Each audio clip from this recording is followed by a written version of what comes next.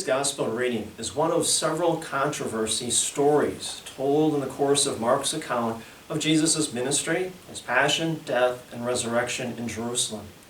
Unnamed people, perhaps the chief priests, scribes, and elders mentioned in chapter 11 of Mark's Gospel, send several Pharisees and Herodians to get Jesus to say something that will discredit him.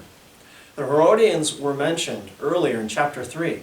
They may be supporters of Herod Antipas, ruler of Galilee at this time. After softening Jesus up with flattery, they asked Jesus this question: is it lawful to pay the census tax to Caesar or not? Now, this clever question will inevitably discredit Jesus in someone's eyes. If he says yes, he will alienate his fellow Jews, who will see this as pro-Roman. If he says no, he will alienate the Romans. It appears Jesus has been put between a rock and a hard place. Regardless of how he answers, someone will find fault. Jesus perceives the trap and avoids giving either answer. Instead, he responds by saying, "Repay to Caesar what belongs to Caesar, and to God what belongs to God." Now, this answer amazes Jesus' opponents, because Jesus has asked to see a denarius, and then he pointed out that Caesar's image and inscription are on the coin. He seems to be implying that money belongs to Caesar and that the tax should be paid. But Jesus does not say so. What he does is that he invites hearers to reflect on what belongs to Caesar and what belongs to God, and then act accordingly. We as Christians, followers of Jesus Christ, we have a duty to God and to our neighbor. As citizens of our country, we have a duty to our country and to our neighbor. What is the difference, and what are our common duties as a resident of this earth? Like many of you, I was born and raised in a Catholic family. Belief and faith was instilled in me even before I knew what it meant to be a Christian.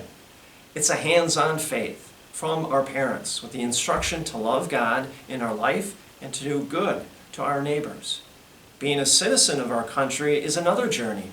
Whether our citizenship is inborn or gained through naturalization, we are called to obey laws, to pay our taxes, and to honor those in authority. We have moral duties to our society.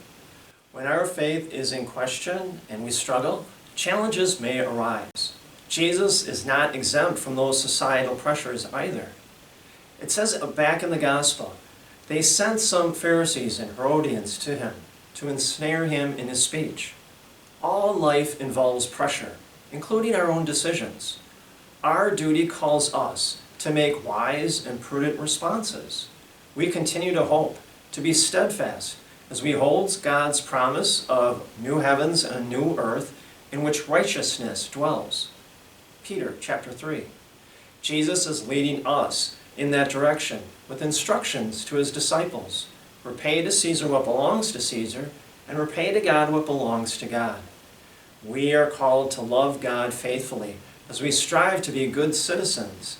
Neither are mutually exclusive, but instead loving and being a faithful person to God, as well as being a good citizen, complement each other and make us good people.